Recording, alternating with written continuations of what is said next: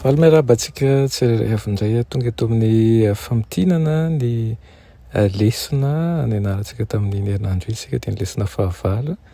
Ny rina dia nafahanao nianatra sy nandroto fahalalahana indrindra ny fianarana tenin'Andriamanitra zany. Raha anderantsika amin'ny famtinana ny lesona an'io dia hivavaka isika. Ianay tsara andraisan-danitra mbola velom-pisaranao izay ny amin'ny teninao sy ny fahazavanao izay nomenao anay nandritra ny herinandro iny. Tompo eto izay andray ny hevi-dehibe ao amin'izany lesona izany indray dia mety aiza hiaraka aminay eto anaran'i Jesosy, amen. Lohateny lesonantsika moa dia manao hoe fahazavana avy eo amin'ny fitoerana masina.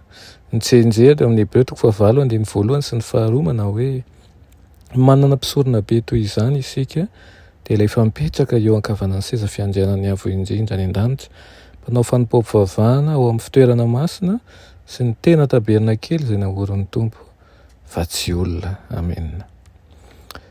Tsy maintsy niverenana nodiniana indray ny faminaniana rehefa tsy niverina tamin'ny 1844 manko Jesosy, araka ny asehon'ny faminaniany 70 herinandro sy ny 320 andro. Dia ny lesona iny namaritantsika ihany koa ny zavatra rehetra misy sy ny voalaza ny faminaniana. Mijery mahakasika ny tena fitoerana masina isika, ny fanadiovana, ny fitsarana, ny famindram-po sy ny rariny, ary ilay mpisolo vava sy mpanelanelana antsika. Raha mahakasika n'ilay tena fitoerana masina, raha tsy ilay eto tany ny fitoerana masina diovina, ilay ay zara zany no izy. Rehefa mandinika baiboly ireo adventista taorianan'ny fahadisom-pana antenana dia nahita fa misy fitoerana masina roa, fitoerana masina eto tany ilay tandindona sy aliko ilay tena izy sy ny fitoerana masina any an-danitra izay naorin'Andriamanitra. Ny fitoerana masina voalohany sy ny tempolo izay taorian'ny hatramin'ny taona faha-70 zany dia naorina araka ny modely nasehon'Andriamanitra tamin'i Mosesy. Tamin'izany ny tena zanak'ondry sy mpisorona be dia maneho an'i Jesosy. Voalohany nanolotra ny tenanao antsika Jesosy, hanesorana ny fanameloana noho ny fahotantsika. Avy eo dia mifono ao antsika izy, manafaka antsika amin'ny fahefan'ny ota sy manome antoka ny famonjena ho antsika tsirairay avy. Mahakasika n'ilay fahadiovana ny fitoerana masina dia na dia vao avela heloka aza ny Israelita tamin'ny fitondran'ny fanatitra dia nafindra tao amin'ny fitoerana masina ny fahotana. Noho izany dia nilaina ny fanadiovana azy. Amin'ny andro fanavotana zany no atao io fanadiovana io, sy fantatra ankehitriny ao amin'ny Hebreo hoe andro fitsarana. Ny bokin'ny Levitikosy moa dia manamarika azy eo hoe hampahorin'ny tenany tsirairay ozy izy, tsy misy raharaha azo atao, hiditra eo anatrehana ny mpisorona be, diovina amin'ny rano nosy lahy ny fiaran'ny fanekena, ny efitra lamba ary ny alitara volamena. Misy osy lahy iray ozy izy mitondra ny heloka ho any anefitra dia ho voadio ho afaka amin'ny fahotana izy rehetra. Raha misy olona tsy mety miory amin'izany ondry tsy mibebaka amin'ny fahotana dia ho fongorana izy. Voahisy tombo-kase amin'io andro io no anjarany. Dia toy izany koa rehefa vita ny fanadiovana amin'ny fitoerana masina any an-danitra dia voahisy tombo-kase ny anjarantsika.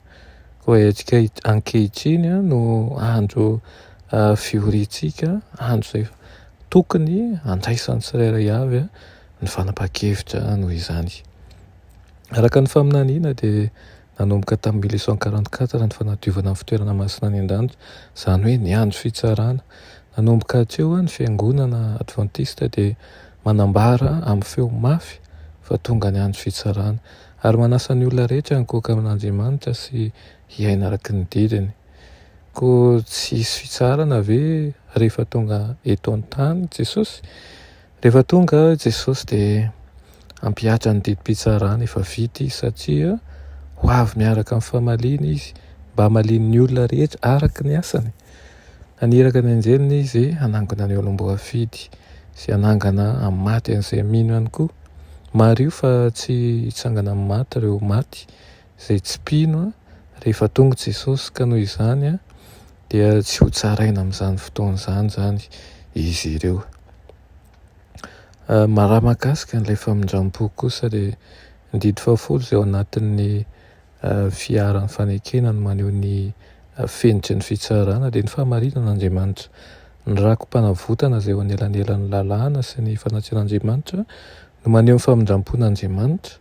Dia misy zavatra telo lehibe no dinihitsika. Voalohany dia nafafy teo amin'ny altaran'ny fanatitra hodorana ny rano. Manomboka amin'ny fanekena izany ny fanatitra izay ataon'i Jesosy ny lalana mankeo amin'ny fitoerana masina any an-danitra. Faharoa ny rano izay nafafy teo amin'ny altara fandoroana ny didin-kazomanitra. Io ihany koa dia mitohy amin'ny fiainana mifandray amin'ny Kristy. Ary fahatelo ny rano teo amin'ny efitra lamba teo anolohan'ny fiara. Io ihany koa dia midika fa mifarana rehefa miseho anolohan'ny mpitsara ny momba antsika. Ny rariny dia mitaky ny fanarahana ny lalàna. Ny famindram-po dia manaiky ny fiainan'i Jesosy tonga lafatra ho solon'ny fiainantsika. Izany no hahatanterahana ny fitiavana amintsika mba hananantsika fahasahiana amin'ny andro farany. Izy ihany koa ny mpisolo vavantsika, izy ihany koa ny mpanelanelana antsika eo amin'ny ray any an-danitra.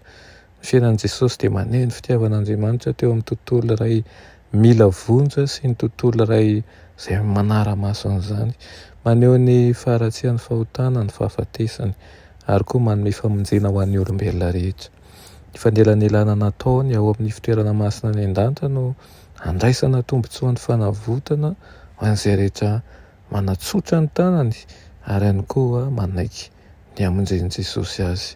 Ny asan'i Jesosy amin'ny fitoerana masina any an-danitra no izany araka ny nampianarina antsika dia ireto avy dia ny fahatakarana mazava ny drafim-panavotana, ny fitakian'ny lalàn'Andriamanitra, ny sandan'ny famonjena izay tsy hahitombanana, ny lalana izay sokafan'i Jesosy ahatongavana any amin'iray ny fahazahoana antoka fa afaka manatona an'Andriamanitra ampahatokina ary tsy ho ela dia hifarana ny fitsarana ary iseho fandroany tsy aminota amin'izay mandray azy famonjena tokoa Jesosy.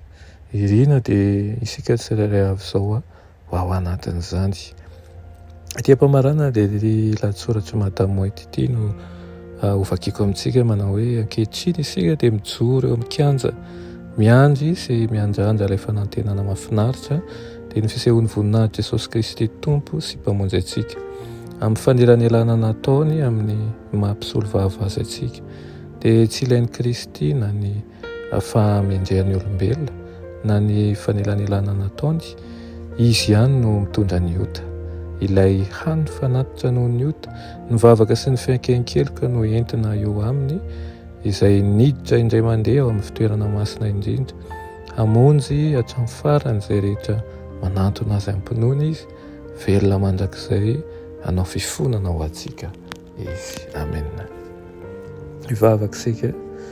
Anay tsara indrisin-danitro, raha misaotra anao izahay noho ny amin'ny fitiavanao anay, misaotra ihany koa ny amin'ny lesona izay ny anarany nandritra ny herinandro iny, dia mangataka aminao mba hitondra zava-tsoa anay izany, tsy ho fahazarana fa tena hipakalalina ao anatin'ny fonay ka tsy arovanay ka efa fotoana tokoa izay ny tokony andraisanay amin'ny fahafenoany anao, hanoloranay tena tanteraka ary ho vonona ny amin'ny fiverenanao tsy ho elany amin'ny raha ho lanitra izay.